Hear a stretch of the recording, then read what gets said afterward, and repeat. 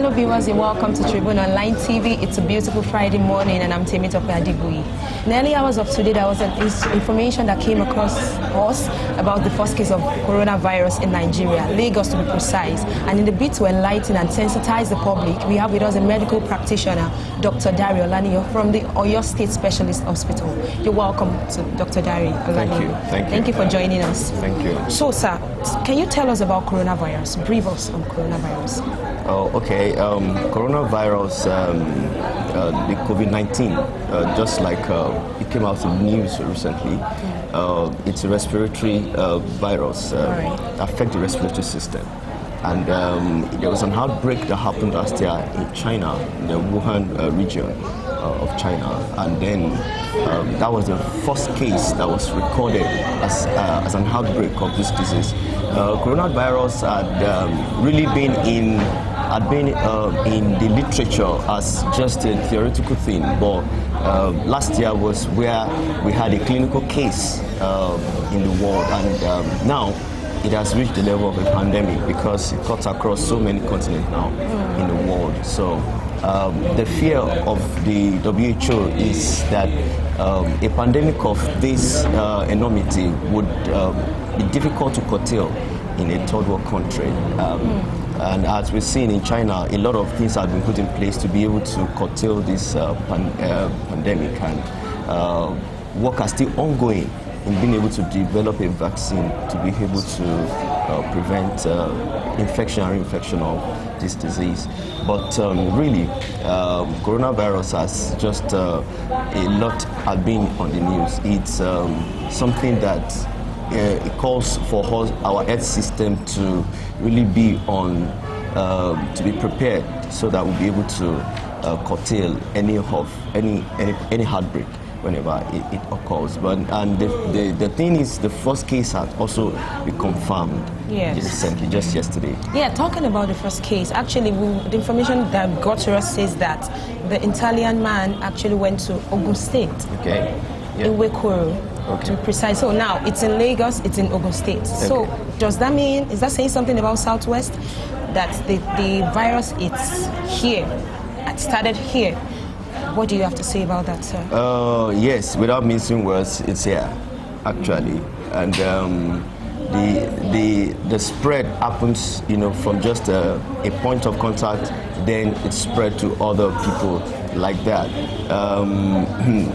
Southwest happens to be the first point of contact now, because the first case that was recorded happened in the Southwest, and everyone has to be on the lookout now from this point on. The man, just as we heard, is an Italian man that came over into Nigeria some few days ago, and then he was discovered to have had this virus. But information reaching us says that the man is actually in a stable clinical state, and that means that the virus had not really done so much damage to him. So there is really not much to be afraid of in the public. We really just have to stay calm. The man is just all under treatment as we're talking, and every effort is being made to see how to curtail the spread of the virus. Thank you very much. Looking at the information that came from the Ministry of Health this morning, it says that there are two symptoms. Okay. Some might just be, just feel sick mildly and you're fine, while some it gets intense. Yeah. So I would love you to expatiate on that. So, okay, I'm trying to figure it out. Two symptoms. Some will just feel sick and they'll be fine, while others have to go through and it leads to. So what can you say about that? Okay, just like any other disease, especially for viral diseases, the main thing is the immune system of the person. Okay. The immune state of that fellow would determine the rate at which each person succumb to this virus. What this virus does is it comes into the body, goes into the respiratory epithelium, attached to it, and then from there begins to multiply, and then it goes into the lungs, cause all sorts of inflammatory changes, and then the person comes down with pneumonia. That's what we see as the person comes down with cough, with fever, with sneezing, and all that. So if that first phase, the acute phase of the viremia, if a person is able to pull through the acute phase of the viremia, the body would be able to curtail the clinical manifestation and the effects of that virus on that person. But if the person is not in a good clinical state, if the immune system is not up to what they should, the person is likely going to come down. The virus will spread through the bloodstream to other parts of the body, will go to the liver, will go to the kidney, will go to the heart, and then just spread all around and causing all damage to the body. So are you saying that in the early stage it can be caught? Yeah, obviously. At the early stage. Oh, that's what the clinicians are trying to do. In that we're trying to address the symptoms now. There is no cure for the virus per se for now, but what we do is to put the person in a stable clinical state so that the body immune system will be able to overcome this virus. And as much as the person does not succumb to this virus, just like the Ebola virus, as long as this person does not succumb to it, the person will be able to pull through. And then if the person pulls through the acute phase, the body's immune system will build up itself to be able to curtail this virus in that fellow. Okay. And so the person would be fine. Wow, that's nice. Okay, my fear is just about the rural area. I get to think about is what if the disease gets to them and there is no proper health sector. The Italian guy medical people were able to see it because he has money, he's fine. Yeah. But what about people that can't even afford proper meal, and let's say the virus now gets to them? What's the plan to take care of such people? That's the fear everybody have now, because the spread of any outbreak to the less privileged countries or to areas where healthcare is not up to date, healthcare is not up to what it should be, is that there wouldn't be appropriate diagnosis. There wouldn't be appropriate investigative tools to be able to find out exact cause of this disease, and there would not be enough medical personnel to be able to handle such cases, and that also support the spread of this of any disease per se. So now we have to begin to put things in place. We have to first do a complete overhaul of the health system to see our level of preparedness to be able to curtail whatsoever thing that this virus spread can bring to the community. It has a lot of burdens, it has economic burdens, it has social burdens and all that. But most importantly is that this is an index of our health care in this country. Are we prepared to be able to manage epidemics like this when they occur? This is not the first time we'll be handling epidemics. Ebola came and we saw what became of Ebola, you understand? And I believe that, okay, if we could be able to handle Ebola to that point, I believe we'll be able to handle any other epidemics too, to the point that we're able to handle it that time. Because I believe that if Nigerians rose up that time, put things in place, became aware, became sensitized to what to do to prevent the spread of this disease, and we'll be able to replace such things too this time around. But are we really ready? Just like the Minister of Health said recently that we are ready, we have what it takes and all that. The question is, are we really ready? Do we have what it takes? China built an hospital in less than 8 days. Are we ready to do something like that?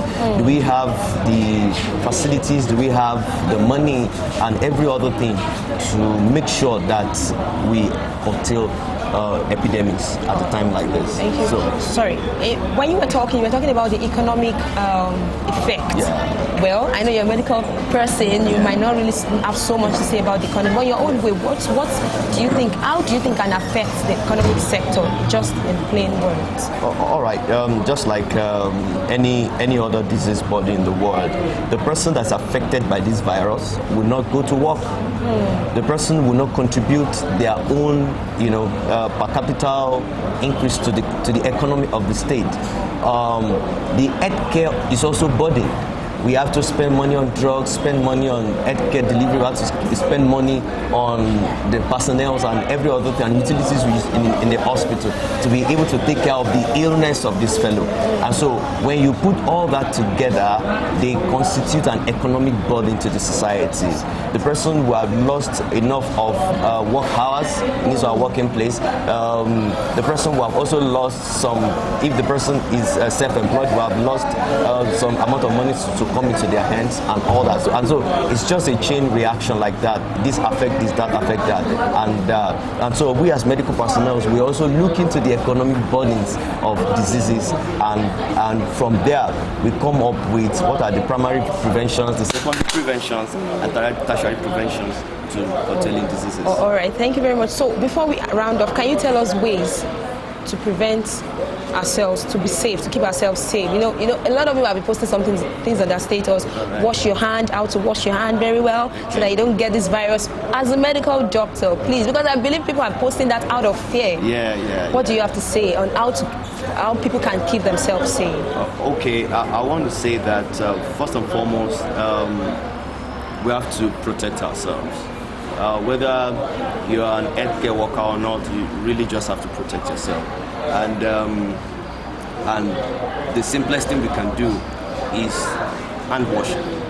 In one of the reports of Ebola virus, after a peer review report says that hand washing was one of the most important things that we did as Nigerians to curtail Ebola virus.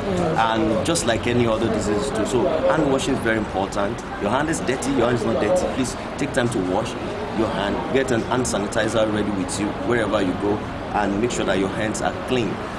Also make sure that you are not in an overcrowded area. Make sure that if you are in a car with someone or in a bus with people, make sure there's ventilation so that you would not expose yourself unduly. Another thing is the use of face mask, and people have talked about the use of face mask. People have started buying face masks, and people are afraid and all that. Well, there's no need to be afraid actually. You just need to know what to do to protect yourself. The correct use of face mask is very important. I wish I were able to get one. I will have demonstrated to you. There is the green part of the face mask, there's a white part. If you are infected with a flu or something, you're supposed to put on the face mask, and then the green part comes out. That filters the microorganism from reaching to other people. If you are not infected, the white part is supposed to be out, and then that's also to protect you from getting infected with other people. So early detection of disease is so important. If you suspect a person with a flu, a person with a high fever, a person with malaria, or with any form of illness or any respiratory illness, cough and all that, please quickly take the person to the nearest hospital, and be worried of unusual contacts with people for now. And doing this, we'll be able to protect one another. And for healthcare workers, please make sure you use your personal protective equipment as you should to help us to curtail the spread of coronavirus. Thank you so much, Dr. Dario Laniyo. Thank you, viewers, for listening to us. We've learned on how to take care of ourselves, wash your hands, use face masks, and also avoid being crowded, being in a place that is really crowded. So thank you for joining us on today's program. Once again, I'm Temi Tope Adegui. Stay blessed. Thank you.